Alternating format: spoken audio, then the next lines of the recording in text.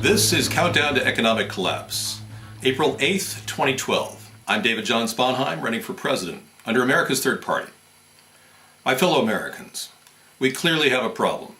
Our nation is squandering its money. We are wasting it. Recently, the GSA, the General Services Administration, announced that they had spent $822,000 in Las Vegas on a trip to have hors d'oeuvres and sushi rolls. $7 sushi rolls, 1,000 of them, and all kinds of expenses. This is the kind of spending the government should stop immediately. And your leader, Barack Obama, has done nothing to stop that. There are people that are raising questions about this, and Congress is going to have some oversight, but in the meantime, there is no trend that's being set from the top down. We need a top-down restoration of our economy. The jobs report recently for February was incorrect. For 6 months, labor has produced incorrect statistics. And the biggest concern of all is that the number of unemployed is growing and people are not seeking jobs. They're dropping out. The problem is our unemployment rate is not in any way a reflection of the number of people who are unemployed. There are millions of people unemployed, 26 million on the books, probably 60 million in America that are currently unable to find work. This is a problem that has to be solved. Our nation needs to step forward with brand new plans, innovations, and solutions that will create jobs. And my biggest concern is that the country is overlooking some simple fixes. Obviously, the military-industrial complex employs a few people earning lots of money. We need to employ a lot of people earning less money. The amount of money that Barack Obama just signed off, $662 billion for the military-industrial complex, is way too much. We need to spend half of that. And we need to disengage from wars that we are currently in, like Afghanistan. We don't need to spend money fighting other people's wars. Our nation needs to go back to its roots, agriculture, solving its border crisis, and producing technologies that will help solve the world's problems. These are the technologies that will sell in the future. And our country can then shift away from its use of coal and oil. Now that's a huge problem, coal and oil. The oil lobby has total control over Congress and the executive branch. Barack Obama has invited these people in secretly, meeting with them. That's why the price of gas keeps going up and up and up. It's an oil embargo that Barack Obama has begun. It's his fault that we are currently facing huge prices in oil. And it's his fault for not seeking détente with this country. We could begin to open the door to trade with Iran. Once we get unfettered access to the nuclear enrichment facilities in Iran, we will be able to move forward. That's a simple solution, not creating an oil embargo that destabilizes the world economy.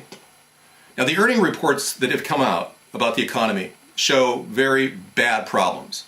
Corporate earnings are down this quarter, but the S&P 500 has increased in value, and we are seeing the big banks continue to profit from the amount of money they got from the Federal Reserve.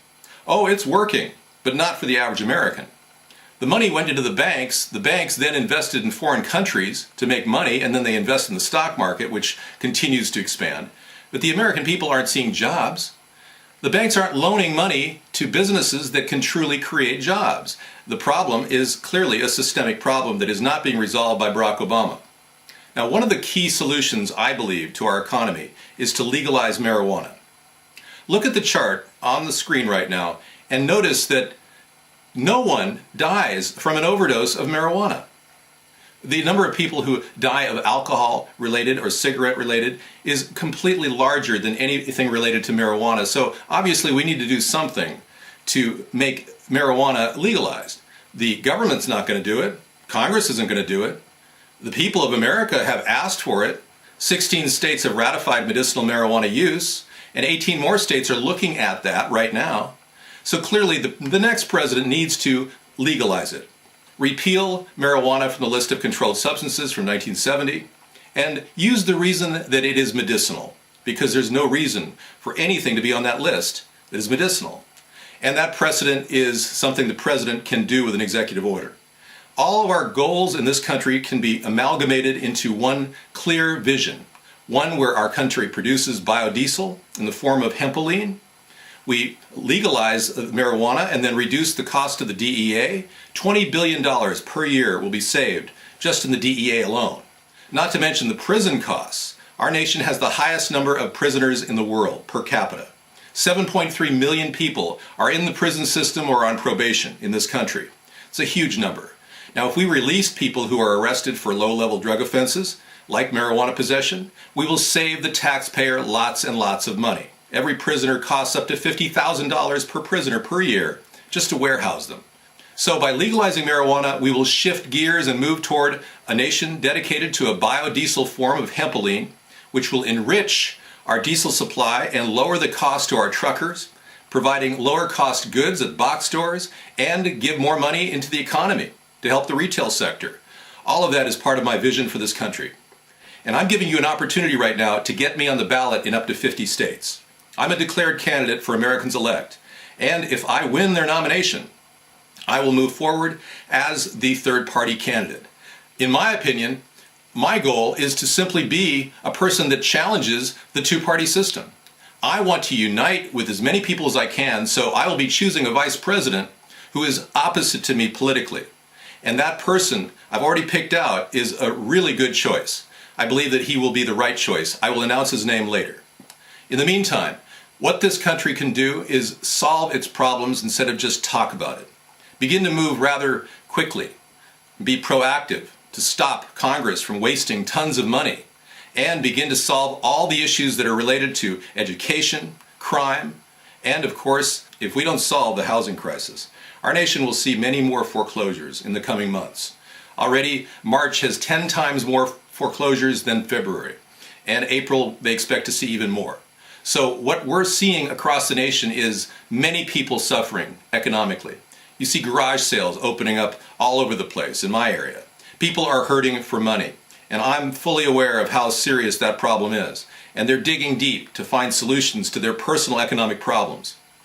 As a nation that seeks solvency, we'll begin to tell the rest of the country, all the people, that they too need to get out of the credit debt problem that they're currently in. And once they do, a world will open up to them. They'll be solvent. They'll have all their bills paid, and they'll be able to live in a house that they sometimes will own. In 10 years, you'll be able to own your own home with very modest payments of only $500 a month. These are ideas that can really, really spread out and create jobs too. There's a reason why I'm choosing America's Third Party to run, because it represents my platform. A platform that supports legalization, ending wars, creating jobs, even if the government is involved in it. And I'm also going to incentivize American companies to hire U.S. employees.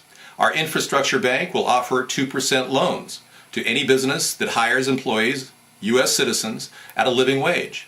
So all of these ideas, along with legalization of marijuana, will quickly change the face of American politics. We need a change of face. We've got the same old coming out of the two-party system, and they aren't coming up with any solutions. They can't cut the budget. They can't find real solutions within our own costs. Under Barack Obama's leadership, the government is doing exactly what he said corporations were doing, wasting money in Las Vegas. That's something that a leader should not allow. And I will not allow that kind of misuse of funds when I'm your president. Our goal is to get a very streamlined, efficient government so that you no longer have to finance it with your tax dollars. The goal is to get this nation to pay itself back in the form of looping money. When the government gets involved in producing things, they can actually compete in the free market. And that goal is something that we have been talking about in our book, Hybrid Capitalism. This book outlines all the different ways we can innovate and create jobs and loop the money back so that the government gets a return on investment. It's actually invigorating the capitalist process, charging it up, if you will. And it's not going to depend on credit. We're not going to take out massive loans to do the projects that we're going to do. We're going to start out small and get that return on investment and build from there. All of these ideas integrated together will save this country a whole heck of a lot of money. And that means we can begin to pay back whatever real debt we have and establish a much stronger approach to our government operations, which is not currently going on. So it's up to you. If you want a president that is proactive, that is able to talk to both sides, the left and the right. I was a former Democrat of 30 years, and I'm also a fiscal conservative who listens to the Republican position on saving money and understands the importance of building business, small business especially. That is my forte. and we will lower the regulations on small business, and we will begin to see a much greater impact in our economy. Barack Obama is going to give you the same old for another 4 more years. We can't afford that time he would be wasting. And we certainly can't afford a person who doesn't understand the plight of the average person in the name of Mitt Romney, who under Bain Capital has bought and sold companies, liquidated them, and profited, and outsourced. We don't need another outsourcing president. We need to keep American jobs, and that's exactly what I will do. I believe that if we move in a different direction right now, our nation can achieve great results and show the rest of the world that we are leading by example, producing a renewable energy-based economy, solving the clean air issues and clean water issues that are so pending around the nation, and also begin to repair the minds and the souls of the American people. We need to have hope. And right now, under the two-party system, it's a sense of hopelessness that's permeating around the entire nation. We are seeing people fall out of the political system when they should be getting involved. Old people in the two-party system are going, oh, where are all the new people? Well, the new people are saying they're tired of the same old politics. The people in the Tea Party are even despondent right now because they're running into the same problem with Congress. Well, as a presidential candidate, I believe that a top-down restoration to our economy is necessary, and a brand new face on government is absolutely essential. So I urge you to click the link below and give me support. Go in and get verified at Americans Elect and give me the kind of support I need to get into the nominating process to become that person on the ballot in 50 states to challenge the two-party system. I'm David John Sponheim, and I support this message.